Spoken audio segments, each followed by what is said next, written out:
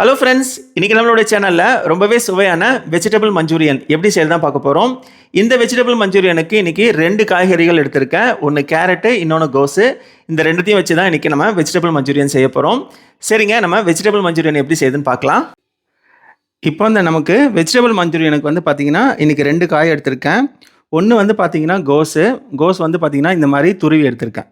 தெரியுதுங்களா உங்களுக்கு? இந்த மாதிரி சின்ன சின்னதாக துருவி எடுத்திருக்கேன். துருவல் பார்த்திங்கன்னா இதில் சின்னதெல்லாம் இருக்கும், சின்னது, அதுக்கப்புறம் ரொம்ப பெருசுலாம் இருக்கும். இதில் மீடியம் சைஸ் இது இருக்குது பார்த்திங்களா? இந்த மீடியம் சைஸில் கேரட்டையும் கோஸையும் நான் துருவி எடுத்திருக்கேன். இப்போ 1 கப் கோஸ் எடுத்திருக்கேன். இந்த 1 கப் கோஸை இந்த மாதிரி துணியில் வச்சு இதில் இருக்கக்கூடிய தண்ணி எல்லாத்தையும் நல்லா பிழிஞ்சு எடுக்க போகிறேன். பாருங்கள், ஏன்னா தண்ணி எக்ஸஸாக இருக்கக்கூடாது. கோஸில் தண்ணி எக்ஸஸாக இருக்கக்கூடாது. அதனால் இதில் இருக்க தண்ணி எல்லாத்தையும் அந்த மாதிரி நல்லா புழிஞ்சு எடுத்துக்கிறேன். அந்த கோஸில் இருக்க தண்ணி எல்லாத்தையும் துணியில் அப்படி வச்சு நல்லா புழிஞ்சு எடுத்துக்கிறேன்.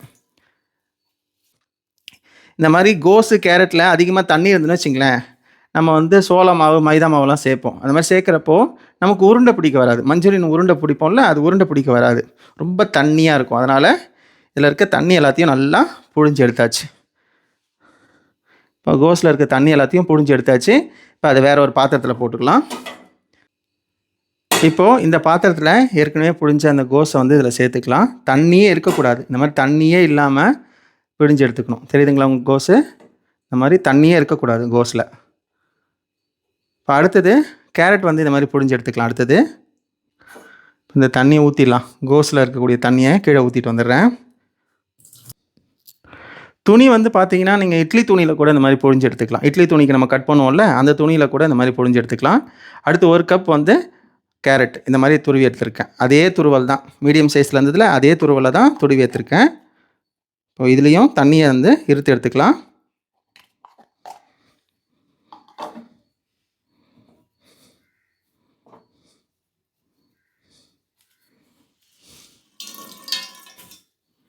நல்லா புழிஞ்சு எடுத்துடணும், தண்ணியே இருக்கக்கூடாது. கோஸ் எடுத்து வச்சுருந்த அந்த பாத்திரத்துலேயே இப்போ தண்ணி புழிஞ்சு அந்த கேரட்டையும் இதில் சேர்த்துக்கிறேன்.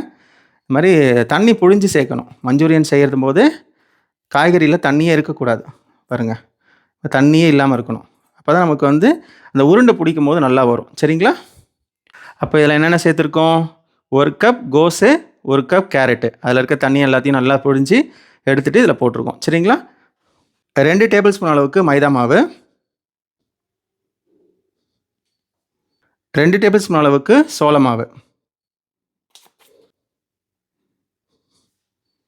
1/2 டீஸ்பூன் அளவுக்கு தனி மிளகாய் தூள், 1/4 டீஸ்பூன் அளவுக்கு கரம் மசாலா. இப்போ இதுக்கு தேவையான அளவு உப்பு சேர்த்துக்கலாம். இப்போ இது எல்லாத்தையும் நல்லா கலந்து விட்டுக்கலாம். இப்போ தேவைப்பட்டால் கொஞ்சமாக தண்ணி சேர்த்து கலந்துக்கலாம். ஏன்னா அதில் அதிகமாக தண்ணி இருந்துன்னு வச்சிங்களேன், இந்த மாவெல்லாம் பார்த்திங்கன்னா ஒன்றும் சேராது, உங்களுக்கு அந்த உருண்டை பிடிக்கவே வராது. அதனால் என்ன சேர்க்கணும், இப்போ உங்களுக்கு தண்ணி தேவைப்பட்டால் கொஞ்சம் கொஞ்சமாக தெளித்து கூட இந்த உருண்டை பதத்துக்கு நம்ம பிசைஞ்சிக்கலாம். சரிங்களா? முதல்ல எல்லாத்தையும் நல்லா கலந்து விட்டுக்கணும். உப்பு, அந்த காரம் எல்லாம் நல்லா கலந்துக்கணும். அதுக்கப்புறம் தேவைப்பட்டால் கொஞ்சம் தண்ணி சேர்த்து கலந்துக்கலாம். கொஞ்சமாக தண்ணி தெளித்து நம்ம பிசையணும். ரொம்ப அதிகமாக ஊற்றிட்டிங்கன்னா தண்ணி எண்ணெய் குடிக்க ஆரம்பிச்சிடும். தண்ணி இதில் நிறைய சேர்த்துட்டிங்க இல்லை அப்படின்னா நமக்கு பொரிக்கிறப்போ பார்த்திங்கன்னா எண்ணெய் குடிக்கும். நம்ம உருண்டை பிடிக்கும் போது அந்த பதம் வரணும். ரொம்ப தண்ணியாக இருக்கக்கூடாது. ஓரளவுக்கு இந்த மாதிரி உருண்டை பிடிக்கிறதுக்கு வரணும், அந்த அளவுக்கு இருக்கணும். சரிங்களா? இப்போ சின்ன சின்ன உருண்டைகளாக உருட்டி எடுத்துக்கலாம்.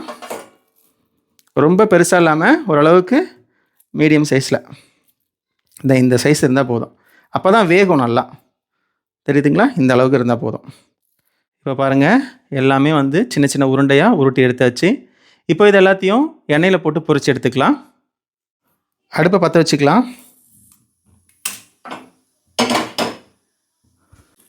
இப்போ பொரிக்கிறதுக்கு தேவையான அளவுக்கு எண்ணெய் ஊற்றிக்கலாம். இப்போ எண்ணெய் நல்லா காஞ்சதுக்கப்புறம் மீடியம் ஃப்ளேமில் வச்சுக்கணும். மீடியம் ஃப்ளேமில் வச்சு தான் பொரித்து எடுக்க போகிறோம். இப்போ உருட்டி வச்சுருக்க ஒவ்வொரு உருண்டையாக இதில் சேர்த்துக்கலாம்.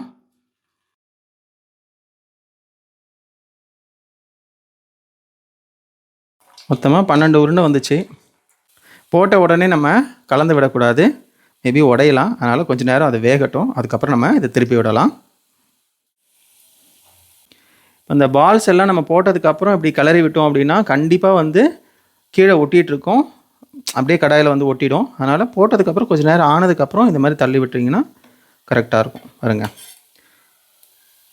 சூப்பராக தனித்தனியாக வந்துடும். இது பொறுமையாக வேகணும், உள்ளேயும் வேகணும்ல, அதனால் கொஞ்சம் பொறுமையாக வேகட்டும் மீடியம் ஃப்ளேமில். வெந்ததுக்கப்புறம் எடுத்துக்கலாம். இப்போ ஓரளவுக்கு நல்லா அந்த ஆயில் பபிள்ஸ்லாம் அடங்கிடுச்சு. இதுலேருந்து எடுத்துக்கலாம். தெரியுதுங்களா உங்களுக்கு டிஃப்ரென்ஸ்? ஃபஸ்ட்டு அந்த ஆயில் பபிள்ஸுக்கும் இப்போ வர ஆயில் பபிள்ஸுக்கும் பாருங்கள், டிஃப்ரென்ஸ் நல்லாவே தெரியும். அதனால் இப்போ கொஞ்சம் எடுத்துக்கலாம். இதுக்கு மேலே போச்சுன்னா கருகிடும். அதனால் இப்போ எடுத்துக்கலாம். கரெக்டான பதம் வந்திருக்கு.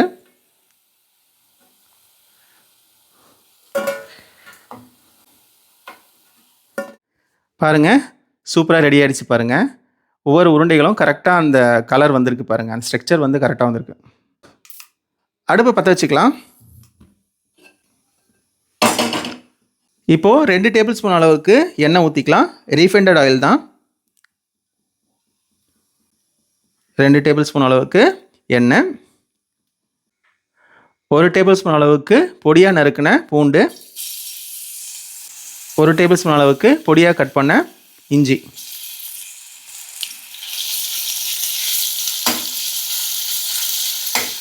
அடுத்தது 1 வெங்காயம் பொடியாக கட் பண்ணி எடுத்து வச்சுருக்கேன், இதில் சேர்த்துக்கலாம். அது பச்சை கேப்சிகம் 1. இந்த வெங்காயம் கேப்சிகம்லாம் வந்து பார்த்திங்கன்னா நல்லா வதங்கணும்னு அவசியம் இல்லை. இந்த கேப்சிகம்லாம் சாப்பிட்றப்போ அந்த நறுக்குன்னு கடிக்கிற அந்த இது இருக்கணும், அந்த ஃபீல் இருக்கணும். அதனால் க்ரன்ச்சினஸ் இருக்கணும். 1 table spoon tomato ketchup, 1 table spoon red chilli sauce, 1/4 table spoon அளவுக்கு சோயா சாஸ். ஏன் சோயா சாஸ் கம்மியாக சேர்த்துருக்கேன்னா இது ஸ்ட்ராங்காக இருக்கும். சோயா சாஸ் வந்து ஸ்ட்ராங்காக இருக்குது, அதனால் நம்ம கம்மியாக சேர்த்துக்கணும். தேவையான அளவு உப்பு சேர்த்துக்கலாம். சாஸ்லேயே வந்து உப்புலாம் இருக்கும், ஆனால் கொஞ்சமாக பார்த்து உப்பு சேர்த்துக்குங்க.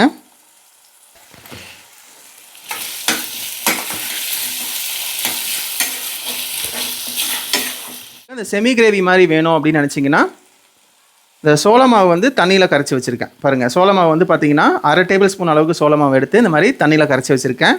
இப்போ இந்த சமயத்தில் ஊற்றிக்கலாம். இந்த செமி கிரேவியாக இருக்கும் அது.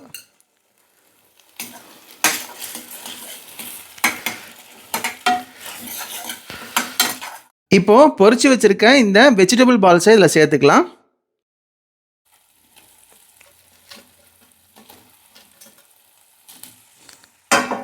இப்போ கலந்து விட்டுக்கலாம். கடைசியாக ஸ்ப்ரிங் ஆனியன் சேர்த்துக்கலாம். அவ்வளோதான், ரெடி ஆகிடுச்சு.